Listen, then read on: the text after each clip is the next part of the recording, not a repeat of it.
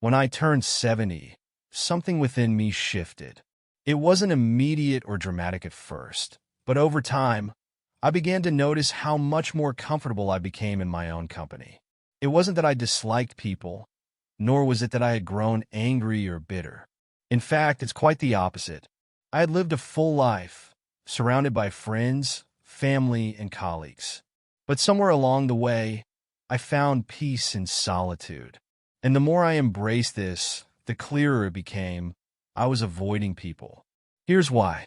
I think it's common when we grow older for our perspectives on life to change. When you're young, you're often trying to prove yourself, running around, constantly engaging with the world. But as the years pass, something shifts. It's like a light flicking on inside of you.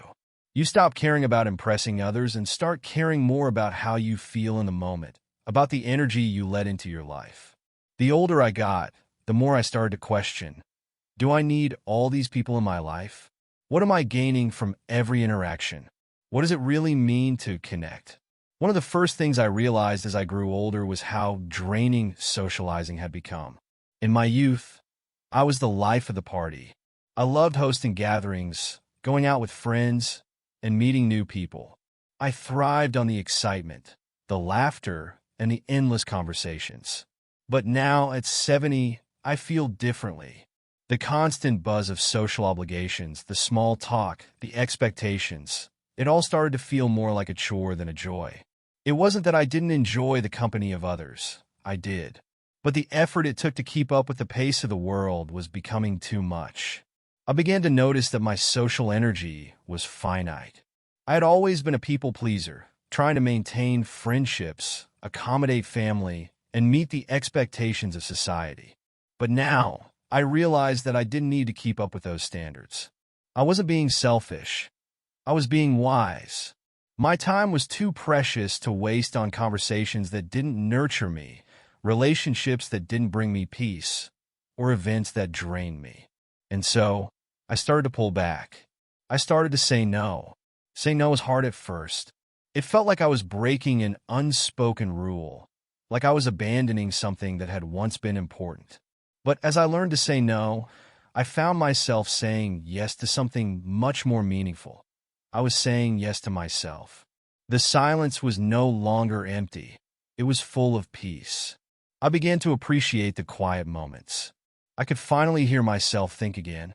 It's funny how the noise of the world can drown out the sound of your own heart. As a younger person, I was always in a rush. But as I aged, I began to enjoy the stillness. I no longer felt the pressure to fill every moment with something external. I started reading more, reflecting on the many chapters of my life, and appreciating the simple pleasures. A cup of tea in the morning, a walk in the garden, the sound of birds outside my window. I didn't need to be constantly surrounded by people to feel fulfilled. Another reason I started avoiding people, especially in large groups, is the constant bombardment of opinions. In today's world, everyone has something to say, and everyone feels entitled to share their opinions, often loudly and forcefully. I found myself getting overwhelmed by the constant influx of perspectives that didn't align with mine. Political debates, controversial issues, unsolicited advice. It all began to feel exhausting. At 70, I've learned enough to know that some things are better left unsaid, and some opinions are better left unshared.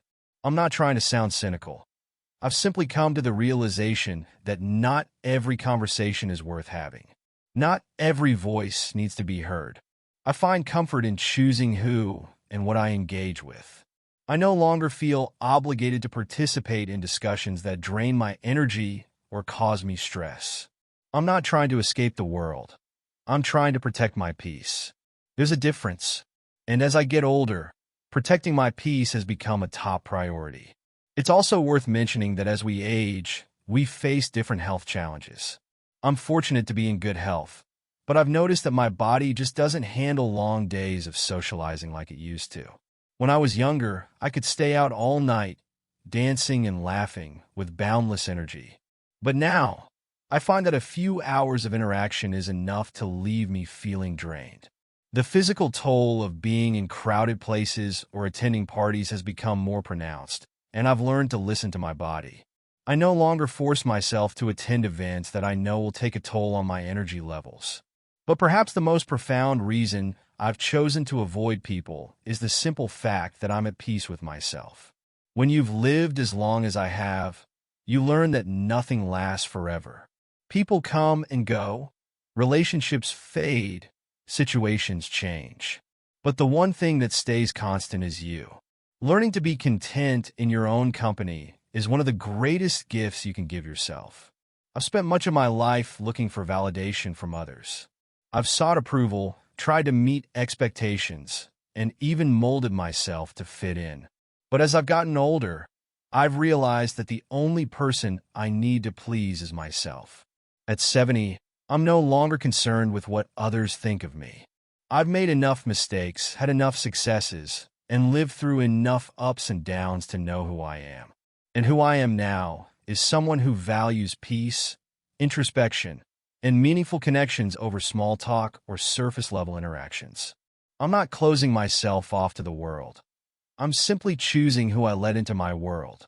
And that, to me, is empowering. It's important to mention that I'm not suggesting that everyone should avoid people as they age. This is my personal experience. We all have our own paths and preferences. For some, socializing might remain a source of joy and fulfillment well into their later years.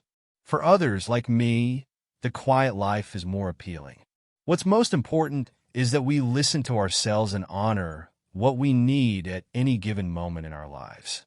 I've come to understand that it's okay to change, to evolve, and to redefine what happiness looks like.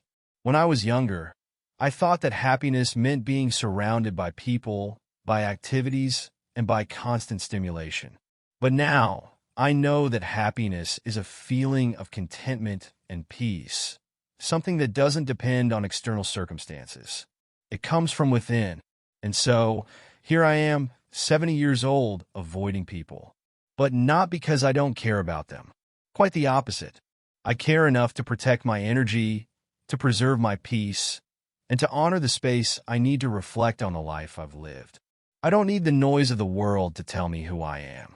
I am enough, just as I am. I know some might think I'm isolating myself, but I don't feel isolated. I feel liberated, and for that I'm grateful.